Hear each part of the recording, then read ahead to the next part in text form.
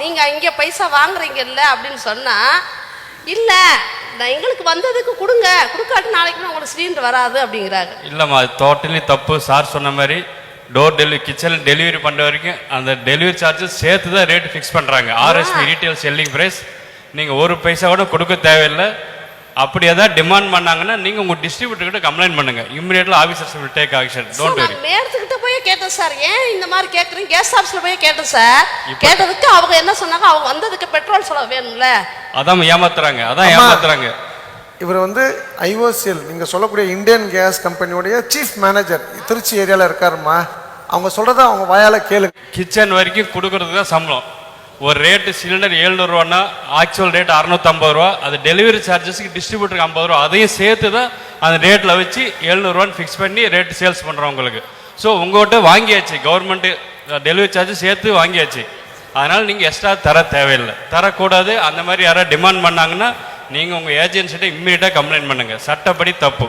Sir actually நான் ஒரு 1 இயராக நான் வந்து பார்த்தீங்கன்னா கேஸ் போட வரவங்க கிட்ட நான் வாக்குவாதம் பண்ணிட்டு தான் இருக்கேன். எந்த ஊருங்க?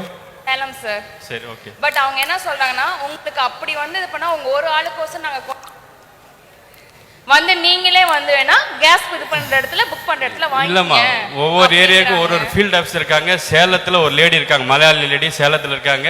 அந்த கம்ப்ளைண்ட் கொடுக்கறதுக்கும் போய் பேசிட்டா நீங்க எங்க வேணா பேசிக்கங்கன்னு ஒரே வார்த்தையிலே சொல்லிடுறாங்க. சோ என்ன பண்றதுன்னு எங்களுக்கு தெரியல. இல்லன்னா அது தப்புமா. நிறைய ஸ்ட்ரிஞ்சன்ட் ஆக்ஷன் எடுக்கிறாங்க. சார் சொன்ன மாதிரி எம்டிஜி அந்த ஏஜென்சி எவனா எக்ஸ்ட்ரா வாங்கினான்னா உடனே டிஸ்ட்ரிபியூட்டருக்கு நாங்கள் ஃபைன் போடுறோம். 10 லட்சம் 15 லட்சம் அப்படி போகுது. அப்படின்னு நிறைய போட்டு ஆக்ஷன் எடுக்கிறாங்க. ஒரு பைசா கிட்ட எப்படி கேக்குறாங்கன்னா, ஏதோ நீங்க வந்து சந்தோஷமா கொடுத்தீங்கன்னா எங்க ஃபேமிலிக்கு இது ஆகுமா, நீங்க கொடுக்கறதே வந்து இந்த மாதிரி சொல்லி கொடுத்தீங்கன்னா நாங்க என்ன பண்ண, அந்த இதை நாங்க வேற எதுக்கு யூஸ் பண்ணா கூட பெனிஃபிட்டா இருக்கும், வேற யாருக்காச்சும் யூஸ்ஃபுல்லா இல்ல. சந்தோஷமா கொடுக்கறது வேற, அது உங்க இஷ்டம். டிமாண்ட் பண்ணி அவங்க சொல்ற மாதிரி திரும்பி எடுத்துட்டு போறதெல்லாம் டோட்டலி அகைன்ஸ்ட் ரூல்ஸ். இம்மிடியேட்டா அரெஸ்ட் பண்ணலாம் அவனை.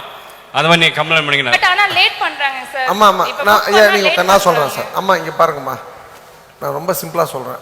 நானும் ஒரு இந்தியன் டிஸ்ட்ரிபியூட்டர், சரிங்களா? ஏன் இந்த விஷயத்த இங்கே நான் சொல்கிறேன்னா, நீங்கள் ஏன் ஏமாலியாக இருக்கீங்கன்னு சொல்கிறேன்னா, நீங்களே போய் சிலிண்டர் எடுத்தால் அதுக்கு 16 ரூபாய் கவர்மெண்ட்டு கம்மி பண்ணி தான் உங்களுக்கு சிலிண்டர் கொடுப்பாங்க. நீங்கள் வண்டி இருக்குன்னா எடுத்தால் 16 ரூபாய் கம்மி பண்ணி கொடுப்பாங்க. நீங்கள் நேராக குடோனில் கூட கேட்கலாம், கொடுத்தே ஆகணும். நீங்கள் வந்து கேஸ் கம்பெனியில் போய் சொல்லாதீங்க. அந்த கேஸ் கம்பெனி ஐஓசிஎல்னா ஐஓசிஎல் ஆஃபீஸ் எங்கே இருக்குன்னு பார்த்து கம்ப்ளைண்ட் பண்ணிங்கன்னா அந்த டிஸ்ட்ரிபியூட்டர் உங்கள் வீட்டுக்கு ஓடி வந்தாகணும். அதே போல் லீக்குன்னா ½ அன் ஹவர், 1 ஹவர், 2 ஹவர், 3 ஹவர்லனா அது எக்ஸிக்யூட்டிவ் டைரக்டர் வரைக்கும், சேர்மன் வரைக்கும் எஸ்கலேட் ஆகக்கூடிய விஷயமா அது. ஸோ நீங்கள் வந்து இது கேஸு கவர்மெண்ட் கம்பெனினா நீ நினைக்கலாம் தப்பு. ரொம்ப சின்சியர் பீப்புள் இருக்காங்கம்மா கவர்மெண்ட் அந்த பிஎஸ்யூஸில். ரொம்ப ஸ்ட்ராங்காக ஆக்ஷன் எடுப்பாங்க. இது ஏன் இதை சொல்கிறேன்னா, நீங்கள் 40 ரூபா 50 ரூபா கொடுக்கறதுனால இருக்கிறவங்க